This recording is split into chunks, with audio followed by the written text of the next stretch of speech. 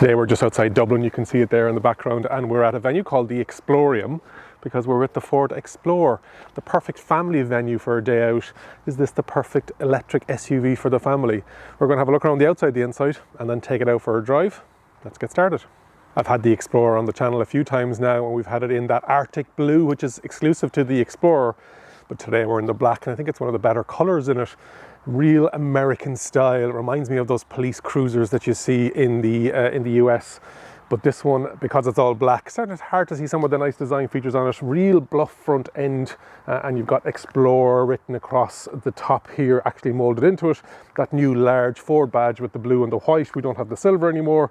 Gloss black everything. You've got these LED, and this is the upper level trim that we have here today with the 77 kilowatt hour battery, so they're LED matrix as well. Down at the bottom you've got some venting going on, and then some kind of brushed grey plastic, but I really like the look of it overall, front, side and rear. I think it's a lovely size proportion, and yes, before you jump into the comments, this is not the American Explorer that you have. This is designed in Europe and made in Europe in Cologne in the Ford factory, and this is only going to be available, I believe, in Europe with that EV side of things. So if you're looking for an electric Explorer, you're going to have to come to Europe or bring it in from Europe. Let's have a look along the side. Before we look along the side, actually there is no frunk inside there, so let's have a look at that. As you can see here, there is no frunk, but you would get a aftermarket tray in there if you wanted to put your cables inside here. There's a fairly decent size. Overall length of the Ford Explorer is 4.5 meters long, so it's 10 centimeters shorter than its Volkswagen cousin, because the Ford Explorer is based on that MEB platform from Volkswagen. So Volkswagen ID.4, ID.5, Skoda Enyaq, Cupra Tavascan, but this one is slightly shorter, 10 centimeters, but the wheelbase is 2.9 meters, is the exact same. So it's just they've taken a bit in either side. So if you thought that the ID.4 was a bit harder to park, maybe have a look at the Explorer. It might be something of interest to you. Wheels, we're getting them 19s, 20s and 21s, and these are the 20s today. Like the design, you've got that matte black cladding because it is an SUV. You've got your large Volkswagen style wing mirror, gloss black, matte black, and that indicator retractable. You've got that floating roof design that you don't really see on the black because it is a gloss black A pillar, B pillar, no matter what color you go for. Decent door handles, etc, etc. That matte black plastic in underneath again, just to help them for scuffs, etc. Nice design feature here in the C pillar. It's kind of like a mirrored glass stripes, but there's actually a window in behind that, and we'll have a look at that when we're on the inside. And then that floats down in around to the back then as well. Again, I really like the shape and design of it, and I think it's something that people who don't know that it's based on that Volkswagen platform wouldn't say, oh, that's another Volkswagen.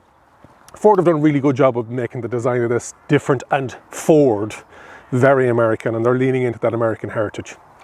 Down along the rear you have your shark fin aerial, nice spoiler with high level brake lamp built in, and again this is very Volkswagen ID.4. Rear wiper, and then again, like the front, mirroring it, you've got the Explorer kind of in black, or black on black, it's all blacked out, murdered out, is that what the kids say?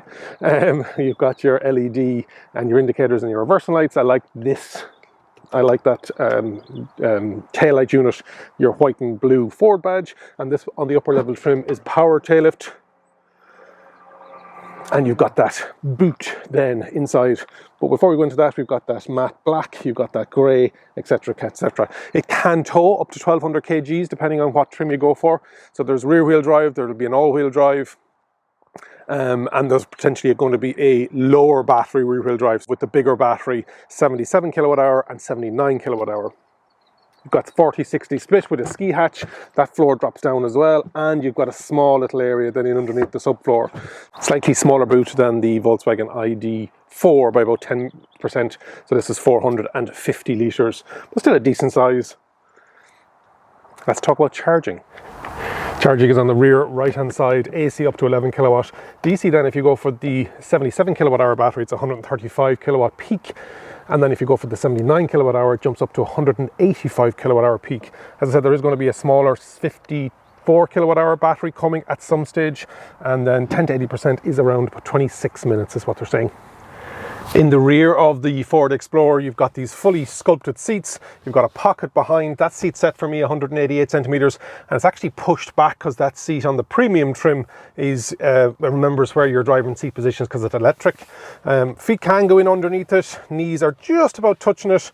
Not bad thigh support. 2 adults in the rear, not really 3. You've got 2 nicely bolstered seats. Headroom is decent. This has the pano sunroof, which I think is gorgeous. There isn't a blind and there isn't it doesn't chromatically frost. That isn't in it. Doors, very simple going on. I'll drop them down when I'm in the front, and there's a decent sized door bin inside it. It's dual zone climate control, and in the rear it's just whatever's coming back. You have 2 USB type A's, nearly a 100% flat floor, and you've got 3 headrests, 2 ISOFIX in the rear, good size armrest with a small and a large, and you've got that ski hatch that we talked about, the ability to get into your boot. Not bad in the back here. The doors don't open very wide is the only thing that I comment on. So just if you are thinking about getting baby chairs in and out, just maybe go to your local dealership and see if make sure that it fits. I've seen wider opening doors.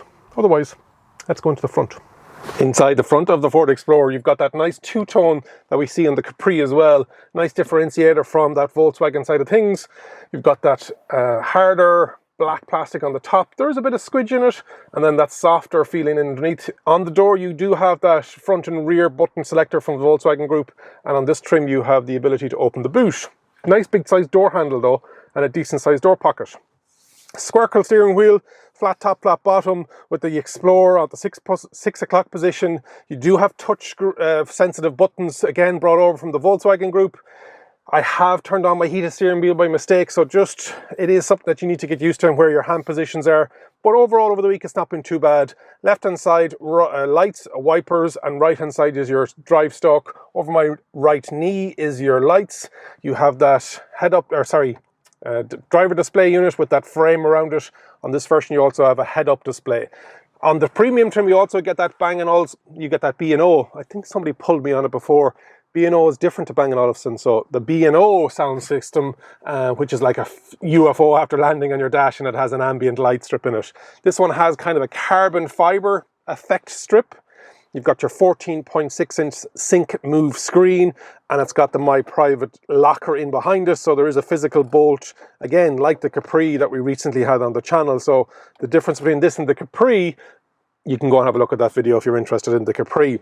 You've got your touch sensitive power on, volume, hazards and parking sensors, 1 wireless charging pad, 2 cup holders, a nice armrest, and this is the Megavolt 17 litres, laptops, multiple large bottles of water, etc, etc. So if you're looking for storage, the Ford Explorer potentially is the one for you. And then in underneath here as well, you have, I only spotted there now, a little Ford glass brake. I thought I wasn't going to get that back onto it again, and I did. That's a one take Jake jobby. And there's some charging in underneath here. And is there some power outlets? Look at the glamour, folks. Look at the glamour. I actually don't think there are any charging down in that bottom bit there. Back at it. Half glove box. Seats are gorgeous. I've driven it for the week now, and I'll talk about efficiency once we get out for the drive. But otherwise, yeah, the front passenger, there are a lot of elements of Volkswagen in it, but that sync screen makes a bit of a difference. The Ford colour on the haptic buttons. It's been really nice to live with this week. Let's take it out for a drive. The Nevo Electric Vehicle Show is back in partnership with Bank of Ireland. The show's second instalment will take place in the RDS Simmons Court on the 10th of November 2024. Building on the sold-out success of the previous show, this will be Ireland's largest ever motor show. Experience all things e-mobility with over 30 manufacturer brands displaying over 80 electric vehicles, the latest in charging and energy solutions, engaging discussions with industry experts, exhilarating test drive experiences and captivating live vehicle demonstrations. Visit nevo.ie today to learn more and register for your free ticket. What's it like driving the Ford Explorer? Ford are very quick to say that this isn't just a reskinned Volkswagen ID.4, and as much as the rear suspension components are the same, everything else has been Ford tweaked. So the roll bar, the rear suspension, the stiffness, etc., etc. So it is the same, but also different. There's only so much you can do to a large SUV, electric SUV at that. But we'll start off with our regulars. So rear visibility is not bad. It's actually not too shallow of a window. Side mirrors are good, and these have the blind spot built into them. Head-up display is also nice. I'm finding more and more journalists who have cars, press cars before me, are turning off the head-up display. I don't know why. I do like it, even just rather than having to glance all the way down. All the way. It just means my field of vision is more on the actual where I'm actually driving to. Head-up display is good, so visibility all around, good. It is a large high, and then, as we talked about on the exterior review, a fairly bluff front end, so you feel high. It's actually higher than the ground clearance is better than the Volkswagen ID.4, which is interesting, by about 3 centimeters, I believe. So they've obviously jacked it up as well, as much as it's on the same platform. Suspension is good. It's nice and easy going. Drive modes and all that kind of stuff. This isn't going to be the forte of it. Now, in saying that, the Volkswagen, I did this Freudian slip with the Ford Capri video as well. The Ford Explorer does not lack in power, even though it is rear-wheel drive. And there's talks of an all-wheel drive coming at some stage, but like the GTX and the Volkswagen Land. Steering wheel is a good feel and a good size. You can see everything around it. Those touch haptic buttons, as that every now and again I might glance them, but I think it's just understanding where to hold them and what to do with it. I'd like one pedal driving. It doesn't have that. It does have automatic handbrake. It's in through the menu. Is it too heavy on the screens? Potentially. But they do have dedicated, because it's that portrait screen, they do have dedicated heating at the bottom. So if you do want heating, it's always there. It's a small bit sometimes to dig into the menu, and the fact that you can change the angle of it multiple ways, and you have that ability to lock stuff in behind it, and it is a physical bolt that goes across that. So that's nice to see as well. Seats are lovely, and these have the memory, and there's a massage option as well. These are heated, as well as the steering wheel. Brakes are good. You've got discs on the front, drums on the rear, as the MEB side of things. D mode and B mode. D mode is dynamic braking, so it's understanding via the sat-nav where you are, also the cars in front of you, and then B mode is that more heavier on the regenerative braking, but it's not one pedal driving. For 20-inch wheels, it's actually fairly comfortable. So they've done a good job of weighting it up correctly. The last time we drove this was in Slovenia at the International Drive, and that was that Arctic blue one. So colours, white, black, red, blew my mind, which is that gorgeous blue that we had on the Capri.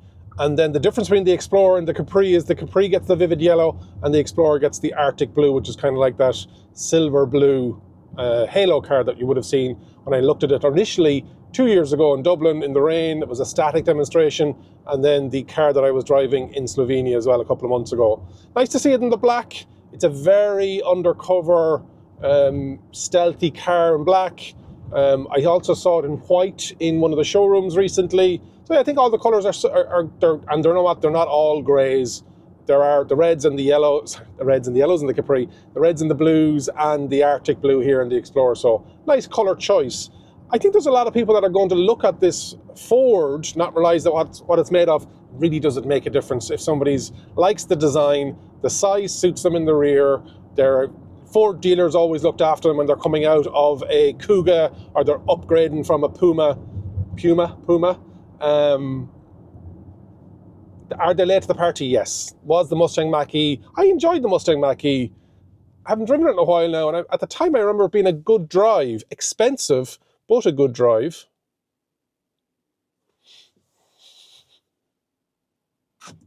There isn't as much controversy about the Explorer name being used in electric terms, whereas the Capri, every time it's mentioned, it just, people lose their minds. Were they ever going to buy it? Who knows? We're going to take it up on the motorway now to see what the noise is like at motorway speeds 120 kilometers an hour. A little jump ahead in timeline before we get to the motorway section is I've come back and realised I didn't talk to you about consumption on the vehicle. So since charging, we've done 318 kilometers and an average of 15.5 kilowatt hour per 100 kilometers. It's saying 30 kilometers an hour on average speed there. Yes, there was a lot of urban driving in it, but I still did runs to the airport and up and down to the M50, so 100, 120, but getting 15.5 puts this in good stead for its decent range with a 77 kilowatt hour battery. Multiply that out, you're going to get not bad, and that would be fairly normal for a suburban urban family. I feel it's 11 degrees, so it's not super warm. Let's go out on the motorway and see what it's like noise-wise before we wrap up. When the standard range battery comes in, it'll be 170 PS, 125 kilowatt electric motor. Zero torque will be 310 newton meters, and maximum speed is all of them are 160 kilometers an hour. The one I'm driving today has 286 PS, which is off a 210 kilowatt electric motor on the rear axle, giving you 545 newton meters of torque and 0 to 106.4 seconds. On the M50 southbound between junctions 14 and 16, 120 kilometers an hour, super quiet. Road is decent. Yeah, all good. Hopefully you've enjoyed my look around and drive of the Ford Explorer. If you haven't already subscribed to the channel, please do so. Hit the like button, leave a comment and let me know what you think. Share the video to somebody that's thinking about buying a new electric SUV for them and their family. And remember, if you think an EV is for you, leave it to me and I'll review. Thank you very much for watching. And if you enjoyed this video, I know you're going to enjoy the video coming next up on screen.